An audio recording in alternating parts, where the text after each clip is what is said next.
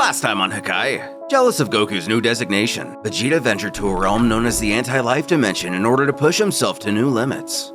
And much like he would with the hyperbolic time chamber, to escape he would obliterate the dimension itself, creating a hole in space-time to return to Beerus and Whis. Minutes later, we join all 12 gods of destruction at the annual meeting of the gods. As the destroyers are split on welcoming Goku into their inner circle, Pikkon suddenly appeared to call out our hero specifically. But what is his reason for doing so? This is part 7 of Dragon Ball Hakai Full Color Edition. Catch up with parts 1 to 6 and the history of Beerus special using the links below. After addressing Goku directly, Pikkon gazes at the Saiyan with unwavering confidence. Previously curious if he was Son Goku, now he's sure of it. He was the one who made quite the lasting impression during the Tournament of Power. While all the participants were likely unaware, their battle was witnessed by many more who weren't present in the arena. It's rather impressive that a mortal is able to tap into Ultra Instinct, and seemingly so naturally. And even before then, every time it seemed like he was done for, he'd always get back up and surprise everyone. When he had heard that he became a destroyer, he knew he had to meet him in person and look him in the eye, offering his congratulations on attaining such a rare opportunity. Not only do you have to be one of the most formidable warriors imaginable to become a destroyer, but you also have to have just plain dumb luck for a position to be available. He chuckles that he had no idea he was famous, but thanks him for his compliments nonetheless, not bothering to mention that he didn't even want to be a destroyer to begin with. Pikkon believes, as a new god fresh to this new way of life, he doubts Goku is familiarized with some of the old stories about the universes, tales which explain how things have become the way they are, so he will enlighten him of one in particular.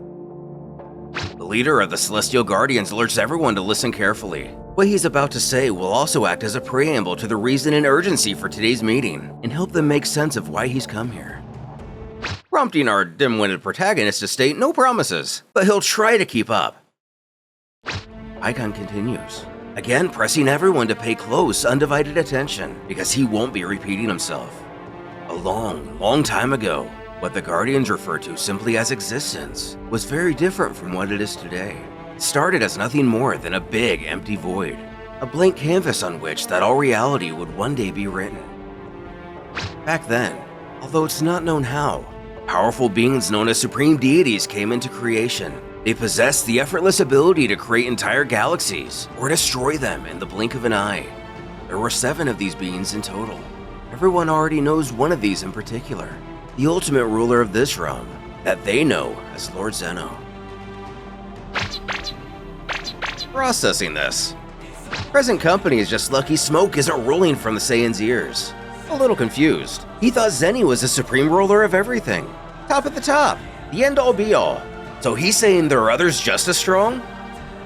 His counterpart smiles, figuring this would be new information to him. How could he know otherwise? It's like this. ZENO, in fact, is the god of all, but only in Goku's native realm. The 12 universes that he knows are part of a single realm in itself. This is simply referred to as the ZENO realm. We're met with a presentation of the order of how things work here.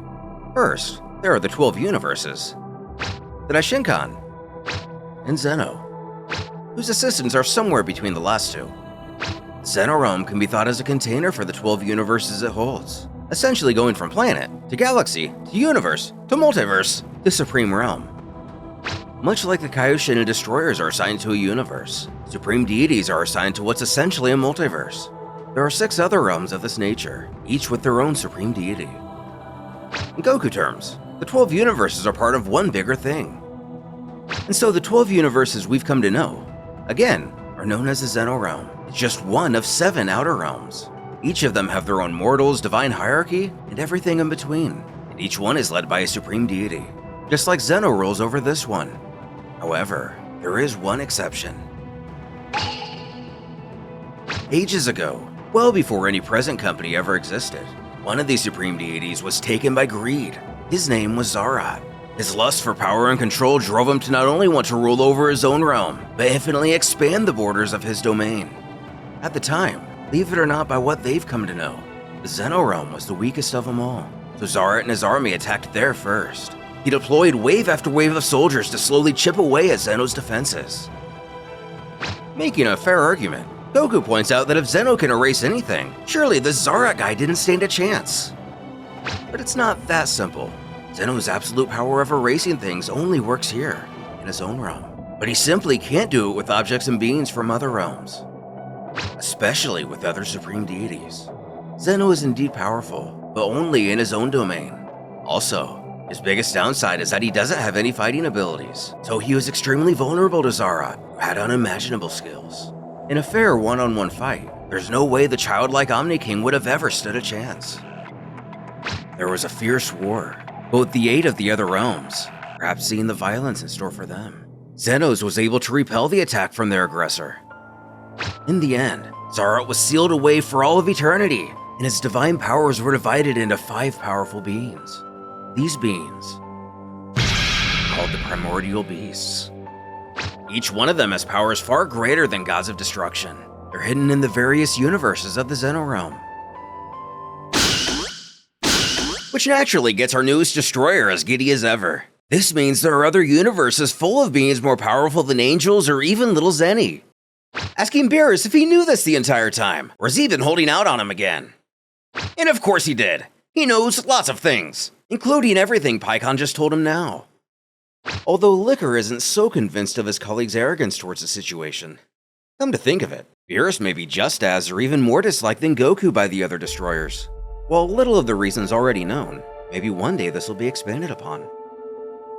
Continuing, Pikkon explains that after Zara was sealed, word quickly spread throughout his kingdom, causing it to methodically devolve into anarchy due to the disputes between the various deities it contained. Then, sometime later, a group of powerful gods from the Zara realm, called the 5 Celestial Mages, invaded the ZENO realm searching for these 5 primordial beasts. They wanted to gather them to bring Zara back, so we could once again lead them to divine supremacy. Due to this, another war began. But this time, Zeno's realm was already properly fortified and ready for anything. This proposes a thought. Could the Celestial Mages be the ones who destroyed the Super Dragon Balls? If not, who else could it be? However, the gods from all the other universes joined forces and defeated the Mages, sealing them away too so they can never wreak havoc on everyone again. Jin implores Pikkon not to be so modest. According to the history books, he's the person responsible for that victory in the first place. He had an instrumental role in the final battle which cemented their fate. Which means Mr. Pikkon Sir here must be really powerful. Who doesn't take full credit, but admits he indeed had his part. That much wouldn't be a lie, but they haven't got the time to go into the details of it all. Belmont agrees. He too thinks that's enough storytelling for one day. But the question remains, why has he come here? What did he want? The Celestial Mages have broken their seal and are free. Arak questions what this means. The Mages were under the surveillance of the Celestial Guardians, were they not? And they were. But recently, the Guardians were attacked in a moment of weakness. This led to Master Anzen's death and the liberation of the Mages. These events were seen in Chapter 1 of the series. Universe 7 God of Destruction thinks to himself for a moment. Attacked in a moment of weakness. While it may be too early to speculate with conviction, this all reeks of betrayal. It also means that they can't trust Pikkon's group of people at the moment. Who agrees? He too sees that everything leads him to believe that someone has infiltrated the celestial world and is working within the shadows. Right now, not even the Celestial Guardians are trustworthy. When Goku raises his hand requesting everyone hold up for a sec, he needs someone to explain to him what these celestial worlds and celestial guardians are. But Beerus is in no mood and scowls for him to shut up. Nobody wants to explain everything to him right now. The Liquor has to get another shot in at him and scoffs like he's the expert or something. There is something that Ewan doesn't quite understand. According to Pikkon, the liberation of the Celestial Mages didn't happen recently, did it? So why is it taking him so long to report this information? It's awfully strange for something so important to be muffled for any longer than absolutely necessary. Truth is, after the Mages ran away, they didn't know exactly where they went. They didn't want to scare all the other realms without any proof. Deep down, they had hoped they could find them by following their traces before spreading the news. But recently, they confirmed that the Mages were indeed in the ZENO realm.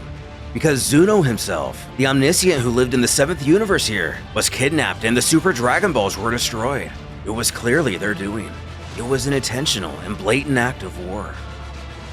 But Telechides, what an idiot Beerus must be. How could he let this happen right under his nose?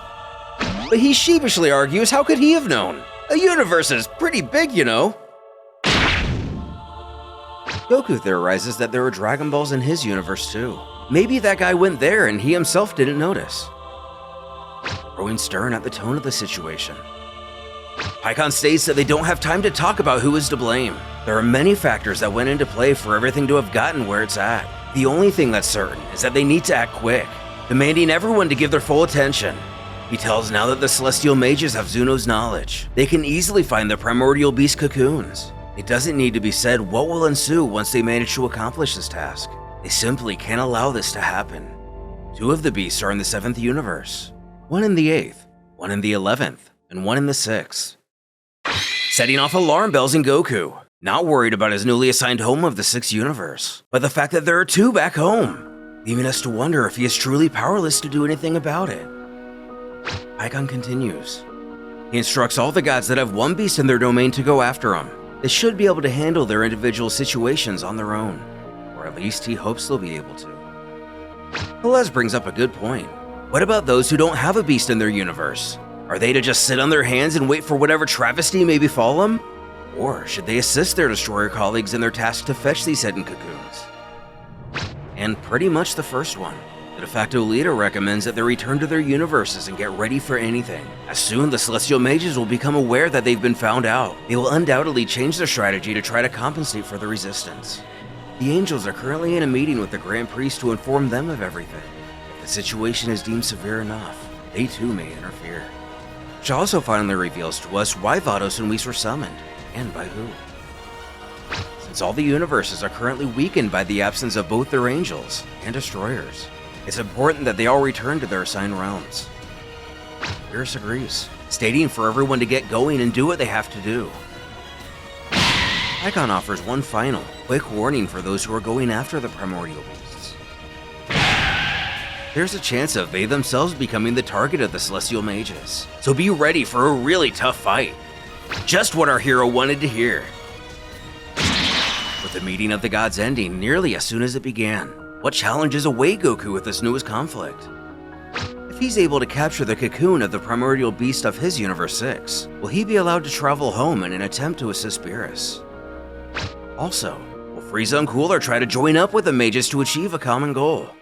Or, after the Tournament of Power, is the Galactic Emperor done making friends? In a forgotten dimension of the universe, a lone chunk of land hovers high in the air, symbolically and literally adorned in chains. From within its compound, a frustrated voice shouts out, "For goodness sake!"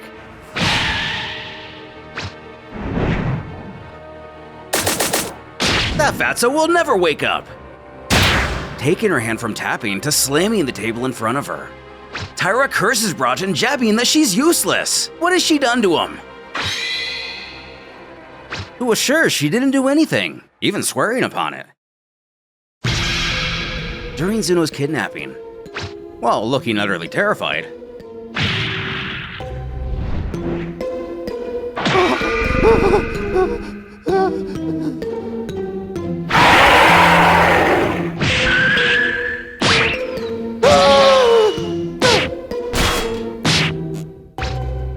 it was nothing further than the roar from her little pet that launched him across the room and knocked him unconscious.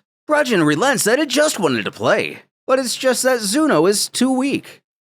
Tyra grits her teeth and hisses that now their enemies will have more time to act. If ZENO was conscious right now, they'd have the information they wanted and the Primordial Beast would already be in their possession.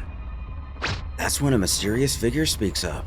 They inform that ZENO has finally woken up, before addressing both Rajan and Tyra, and figuring that they're both into this sort of thing. They're the ones who are going to go in there and make them spit out the information they need. However, this is a command that appears to catch them both off guard.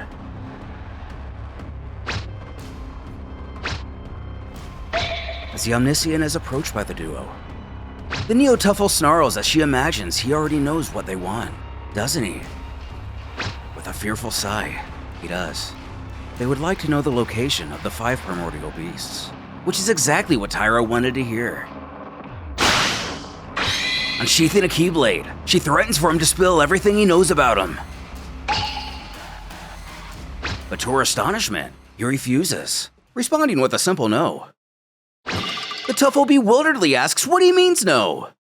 ZENO calmly states that he won't say a thing about the knowledge they seek. The only way for him to surrender this information is by receiving a kiss, preferably from someone pretty. Not willing to back down herself, she inquires who this moron thinks he's talking to. Does he not fear death? And it just so happens that he became so frustrated after that Frieza guy threatened him, exposing his cowardice. He decided to focus on intense mental training. This way, he could overcome his fear of physical strength. And now, threats of violence won't work anymore. Ergo, if they want to kill him over this, they can just kill him. But if they choose to do so, they will never get what they want. Tyra doesn't care about this newfound mental fortitude of his. She'll teach him a lesson in not giving her what she wants. When it's shown that at least Brajin has her head on her shoulders. With bated breath, she offers without hesitation that she'll be the one to deliver the kiss he speaks of. She loves chubby cheeks like his. But as she goes to move in, ZENO panically cowers for this toad to get away from him. He doesn't accept kisses from ugly people such as her, causing her to scream who he's calling a toad. He's so rude. It's not her fault if she only had this junk available. Though what does she mean by that? Can she steal bodies like Captain Ginyu? Or is this simply an impulsive comment with no actual background? Pushing her out of the way before we have any more time to think on the matter, Tyra growls that if that's the way it is, she's willing to play too.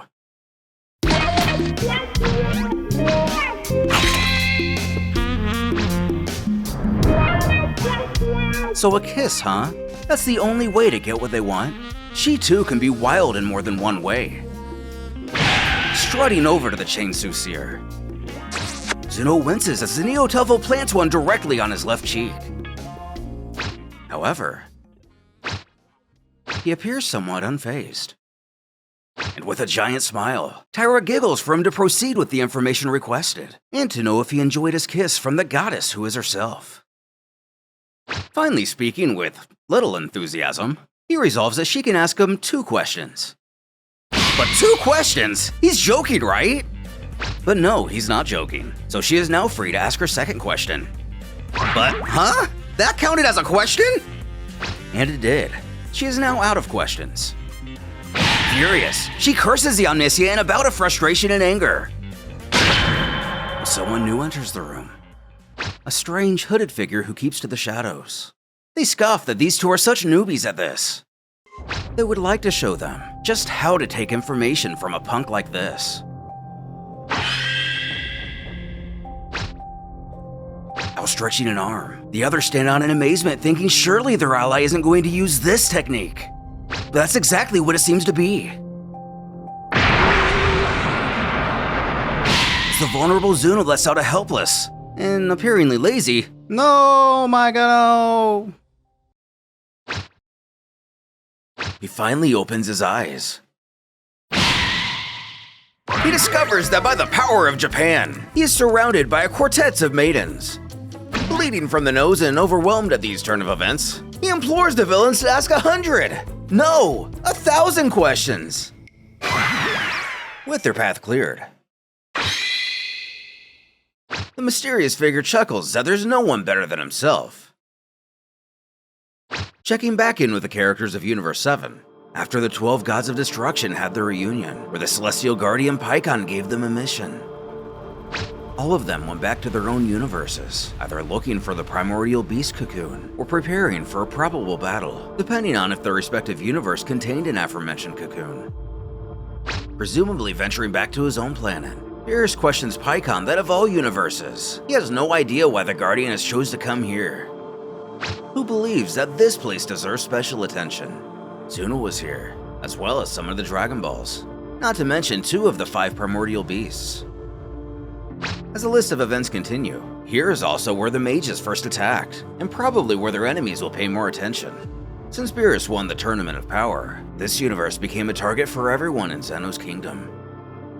What's more, this is Pikkon's own home and native universe. This is where he himself ruled. Something Beerus himself didn't even know. He ruled this universe. Letting loose a little info, he was the first god of destruction here. Surely Beerus' master Terran mentioned this. Or possibly Whis, who was the one who actually trained him. Smirking, the feline admits he thought his name seemed familiar. He just couldn't place his finger on it. Pikkon scolds that he should be more aware of his universe's history. He should know who the past gods are. In fact, this should be common knowledge. Only causing Beerus to spout that Pikkon is just as much of a butt as his master Terran was, and probably his master as well. Pikkon just sighs that Terran told him that he was hard-headed. Who's only amazed that Master Terran talked about him. How was that possible? Pikkon died way before Beerus himself was even born. With an eye roll, the Celestial Guardian jabs that his intergalactic traveler here seems really unaware of a lot of things. Terran, just like Pikkon himself, was killed by corrupted divinity, so he went to the Celestial world too. They reunited after death. He even became a Celestial Guardian too. Even after all these years, himself and Terran are still companions. Processing and understanding this, Beerus has to ask how he's doing nowadays. But he's dead. He died during the last attack, like most of the Guardians. Giving the Destroyer hope just to immediately tear it away. Meanwhile, in Universe 6, Goku thinks back to what Mr. Pikkon said. There's a powerful beast in this universe, and there's some bad guys coming for it. He excitedly wonders if he'll get to fight him. Gazing around, he's surprised to find out that Ms. Vados hasn't even returned back yet. What is he supposed to do now? He has no idea where this thing is, and he doesn't really know this universe all too well yet. When he gets an idea, that Supreme Lord Kaio girl named Lei will certainly be able to help him.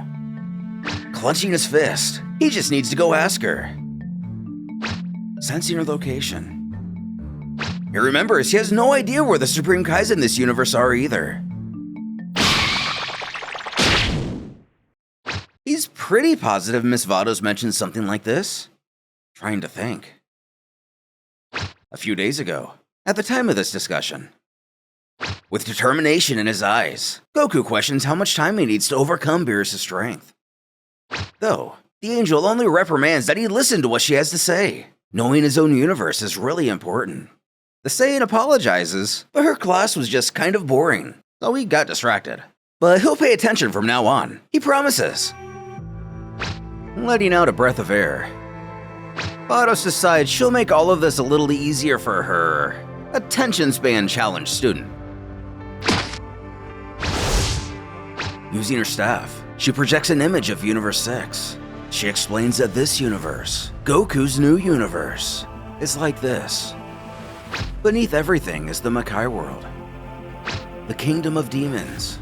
Above that is the mortal world, where naturally the mortals live. Above the mortal world is the cosmos, which is what Goku normally calls Otherworld. This is not to be confused with outer space. To us fans, this means Hiffle, King Kai's planet, heaven, and places like Yama's check-in station, etc. Outside this realm, there is the Kai dimension, which can be seen orbiting all these other realms, in the center of which is the supreme planet, where the god of creation of each universe lives. And of course, there is also the destruction planet, which is Goku's new home, and where the two of them are now. And back to now. As Miss Vados explained, both his planet and Leia's planet are outside other realms. That means he can just ignore every other realm's energy and focus on what's left. It looks like this Kai dimension is constantly moving, but that's no problem. Locking on. He thanks his teacher as he zips away. At his destination on the Supreme Planet, it appears the newly born Supreme Kai is training with her teacher, Lord Kiboru. Down but not out. She shouts that it's not over yet. Here she comes!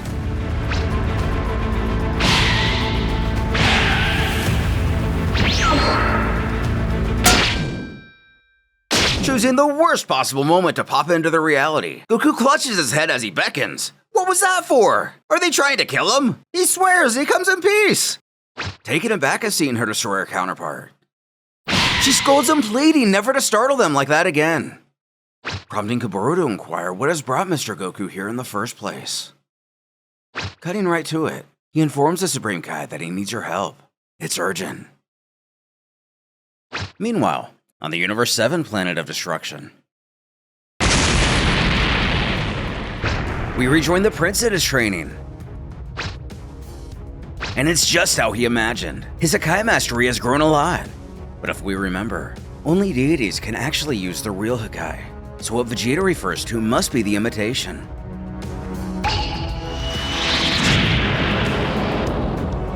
As our heavenly duo arrives, Beerus is shocked to see that Vegeta is already back on his feet after training in that hellish dimension. When the Destroyer last saw him, he was on the verge of death upon leaving him with Whis. That was only a few hours ago. Vegeta states that he was completely healed upon waking up, so he decided to continue his training, pressing Beerus to groan at the stubbornness at the Saiyans. They are truly hopeless. As Pikkon catches his attention, this guy, even though he can't sense his energy, his mere presence exudes a monstrous power, even more so than Beerus. Who is he? On cue, that's when the former introduces the pair and informs that he's here regarding certain matters in this universe. Looking around, Pikkon notices that Whis isn't here. He must be reunited with the Grand Priest and the Angels currently. What a shame. He was hoping to get to see him again. Stunning Vegeta, asking if he really knows Whis, who tells how he was Whis' disciple, and this universe's first god of destruction, the one who preceded Beerus' predecessor. Although the prince takes interest in this first god of destruction claim, Beerus interrupts and wishes to skip the small talk and get to what matters. He inquires Pikkon what exactly he plans on doing. Simply put, he thought that both of them could go after Janemba. Right now, he's under Frieza's control, a mortal from this universe. And given that these are Beerus' mortals, he would like him to join him so he can be the one who deals with them. Although he remains silent, Vegeta assumed Frieza would eventually get himself into trouble again. Actually, this time it took a bit longer than he thought it would.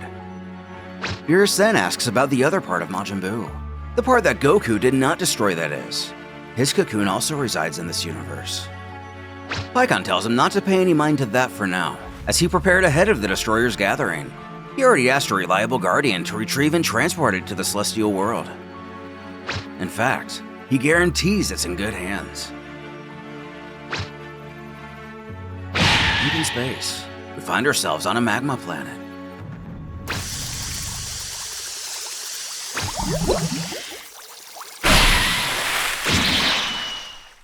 As one of the unnamed guardians from before is seen blasting out with a cocoon in tow. Sure enough, Pikkon was right about it being in good hands. With our heroes, Beerus rubs his chin with a bit of annoyance. Pikkon is acting rather intrusively, is he not? He comes here acting like he already has permission and is acting freely. But if he already has someone to fetch the cocoon of Majin Buu, Beerus wants to know why he bothers to come to him at all. He thought he would have to take care of at least one of these primordial beasts by himself, just like Goku, Liquor, and Belmont. Vegeta takes note that Kakarot is already aware of the situation, and it looks like the other gods are as well. Addressing the concern, Pikkon explains how they decided not to leave any beast to Universe 7 alone. As stated previously, this universe specifically will be targeted by the Celestial Mages, the motives of which are multiple. This way, they can lessen their struggles. Furthermore, the unfortunate situation is that the Universe 7 Destroyer is a negligent god who dislikes taking responsibility. Securing Janemba and Majin Buu is merely a matter of security, causing Beerus to quip that he really liked Pikkon a whole lot more when he didn't know who he was. Walking away in a bit of a huff, the Destroyer addresses the Saiyan as he reaches into his belt. Retrieving some sort of object, he tells him to take this. Asking what this earring is, Beerus tells how it's a symbol that proves Vegeta can use the God of Destruction powers, a scene that also played out in Dragon Ball Super. But since this story diverts before the Granola arc, here we are again. Beerus then tells the prince that with this, it'll be like he's representing him. This confuses Pikkon. Why is he doing this now? What is he planning? The god reveals that it will be Vegeta who goes on this mission. But what does he mean? He's giving a job this important to a mortal? This is a new level of negligence, even for him. But it was Pikkon himself who said he is known for being negligent. So what's the surprise? Their time is up, by the way. He is this universe's god, so he can do what he wants. And right now, he wants to take a nap. As the god makes his way off, Pikkon insults that he is truly a disappointment. He's not even half of what his master was, who only waves him goodbye as he yawns that he leaves this in Vegeta's hands.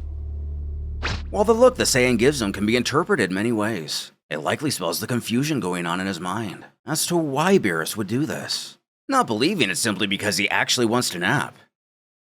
Either way, as he attaches the earring, Vegeta doubles back to how Pikkon mentioned Frieza is involved in this. But does he have a plan to get to his location? And right now, the Guardian doesn't know where he is.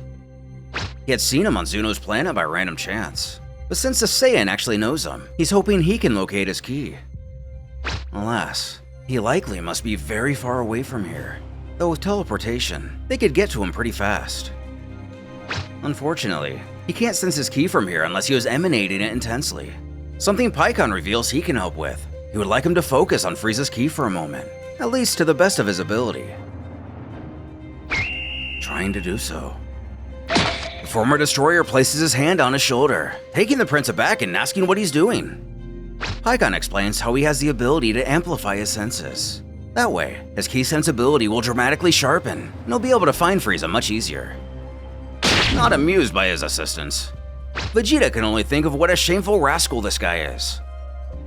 Admitting he's already found him, the Guardian instructs him to take them both there. Vanishing with what seems to be his version of the instant transmission, given in this story he did still train on Yardrat. He takes them to not one, but a system of 5 planets named the Quinn Planets. On one in particular, Vegeta's confused. By his calculation, they should have been taken to exactly where Frieza is, more than likely his ship. Pikkon admits that a powerful battle could damage such a ship and risk Janemba's pod, so he decided to divert them slightly with a little key manipulation. Here, they can battle with far less concern. Frieza will pass by soon, and then they can make their approach. But Vegeta doesn't like that he messed with his senses, though Pikkon quells him not to get mad. If Janemba woke up in an aggressive state, he would understand why he did it. Putting this aside, the Saiyan figures that since Frieza's yet to arrive, he would like to know what is happening. This all looks like a real hassle. So he reveals to the prince what was already revealed to us. His universe is going to be a hotspot for the enemy sooner or later. This conflict will involve Vegeta himself. He will explain everything. Meanwhile, in Universe 8, as Liquor transports one of the cocoons, he thinks to himself that it was really hard to convince those Guardian pups to allow him to fetch this thing on his own. But what were they really going to do? It's not like they could actually oppose him. As he touches down, a feminine voice, familiar to us, calls out that the god of destruction sure took his time. Spotting it came from the forest, the destroyer shouts back for whoever it is to reveal themselves. Propelling herself to be face to face with the god, Liquor can tell that even without revealing her power, he can sense a real menacing force coming from her mere presence, very similar to how Vegeta felt with Pikkon. We zoom out to find them on an enormous tree trunk. Tyra narrates a little of what she knows about her adversary here. Liquor is said to be one of the most intelligent and studious of all the destroyers of this generation.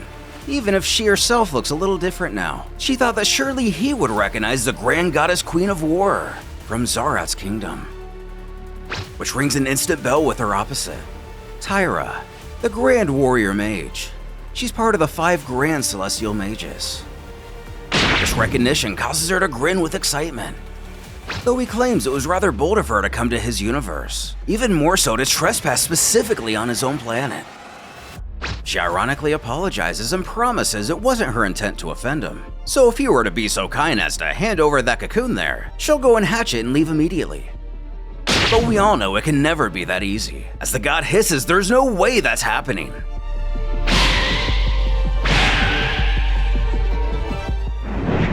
Back on Earth in Universe 7.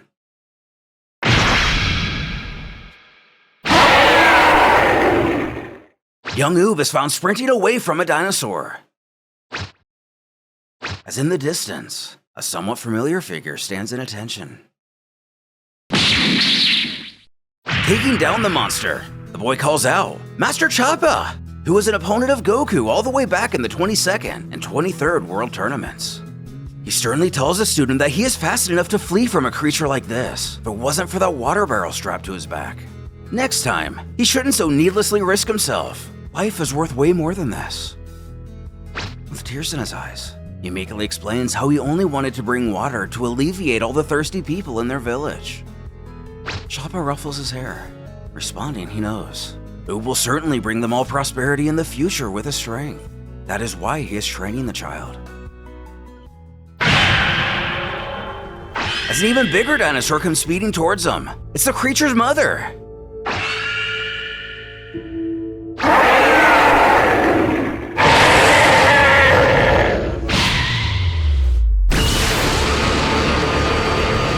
Vaporizing it almost instinctively. Choppa knew it. This boy is special. Even more so, he's as innocent with a good heart, just like another youngster he fought back in the day. When a sinister voice cackles, it would be really bad if this kiddo were to die. Revealing another masked figure like before. Could they be part of the Celestial Mages? Or even the same who persuaded ZENO to talk? As Choppa demands the stranger reveal his identity, they scoff for the old man to get out of the way, as they don't have time to deal with garbage like him. But the old master resolves that they'll just have to see if he's going to be talking the same way in a few moments.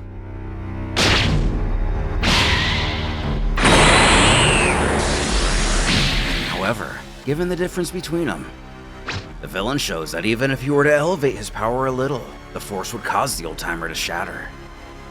Luke rushes over to his master to see if he's okay, but is quickly intercepted by the fiend. Reaching out with a reptilian-like hand, he commands the boy to come with him. When he's stopped by none other than Beerus, and as we get a closer look of the cloaked man, he appears to be much slimmer than the one who dealt with ZENO. With a snarl, he snorts that it was pretty tricky of Beerus to approach him without being noticed, calling him out by name to show he knows exactly who he is. But the god only tells him not to hold his breath in facing the boy. The fight is with him. On the Quinn planets, Vegeta thinks he understands the situation as explained. But wouldn't it be easier to use the Super Dragon Balls to settle this matter? After all, it's said they can do anything. And while that would be best, it just so happens to be that their enemies destroyed them. Now neither the Super Dragon Balls or the lesser powered derivatives in any of the 12 universes can be used, since the smaller ones were linked to the bigger ones. So he's saying that even the ones on Earth won't work anymore. But they don't have time to discuss this any further. Frieza is making his approach. Since they have a few options, Vegeta figures they just have to wait a little longer. Then they can get the party started.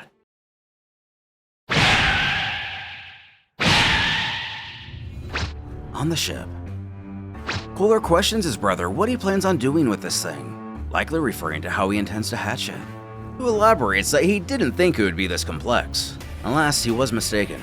Since they're about out of options, they'll simply have to use brute force. Rattled by this answer, Cooler inquires if he's sure about that. He himself said this thing was really powerful and unstable. It could turn into a huge problem for the both of them. With a smirk, Frieza knew there could be risks in dealing with these primordial beasts, but Pikkon has been working very hard to learn a way to contain them. He developed a special necklace, way more powerful than the one used to control Broly. It should be enough to halt an extremely powerful being, even this Shinemba. Understanding a bit more, the Elder Frost Demon stands with his sibling. If that's what's needed for this to be done, they'll find a proper place to do it. Suddenly, their ship hits more than a fair amount of turbulence. Shouting out to know what that was, Pikkon alerts his master. Someone has fired upon their vessel. He'll quickly search for the whereabouts, only to discover it's Vegeta. But what's he doing all the way out here? And who is that standing with him? And Vegeta, isn't he one of the Saiyans who overpowered Frieza? The last of the Saiyans' royal lineage. The very same. He must have come all the way out here to meddle in their business. Cooler figures this will be the perfect opportunity to crush him like an insect. Together, he doesn't stand a chance with their new training. Frieza agrees. He then demands Pikkon to reveal exactly where he is. Accurately tracking him down, the underling divulges that he's on a group of planets called the Quinn Planets. It's very near to here. The Frost Demon plots that he and Cooler will fly out and confront him. Meanwhile, Kika knows to take the ship there, but maintain a safe distance and keep alert if help is needed. With the plan understood.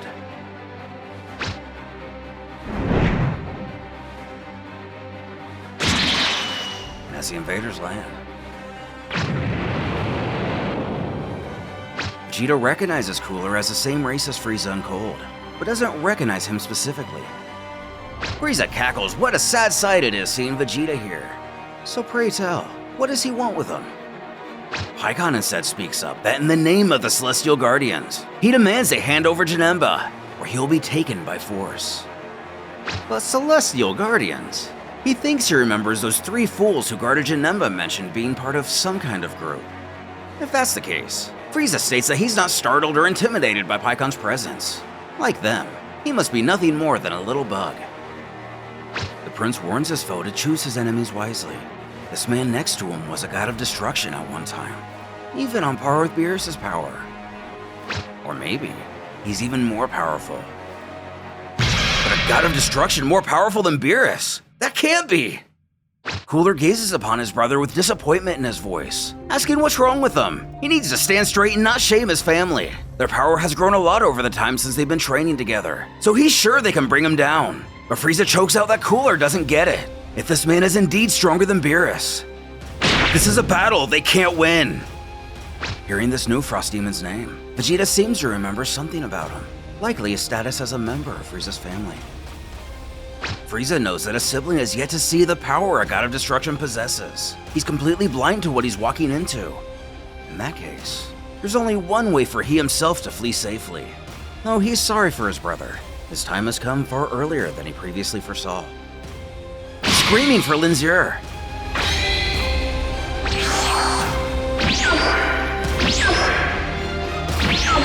Yardrathian is quick to get his master off the battlefield and back on the way to safety, leaving Cooler to only wonder what the meaning of this is. On the ship, he demands Kikino to get them out of here now and as fast as he can.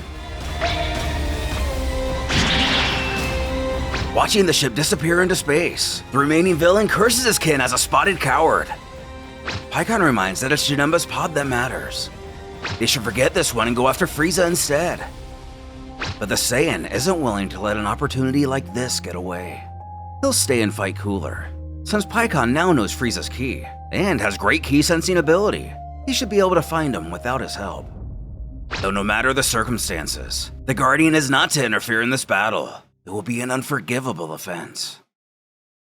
Letting out yet another sigh, as he's become accustomed to doing since coming to the 7th universe. He scoffs that Saiyans are all the same. He knows someone just like Vegeta here. Pikkon informs he's going after Frieza, and if he finishes his mission before the prince deals with his own business, he will not interfere with this fight. That's a promise. As Cooler's happy to see one of the warriors leave, Vegeta calls out his foe. He barks that he better forget about that other guy, because he is his problem for the time being. With Pikkon going directly after Janemba, what could have prompted Vegeta to abandon the mission to focus solely on Cooler? Could he finally remember some of the Frost Demon's wrongdoings from his childhood? Or is the simple lone fact that he is Frieza's brother enough for him to want to plant him in the dirt?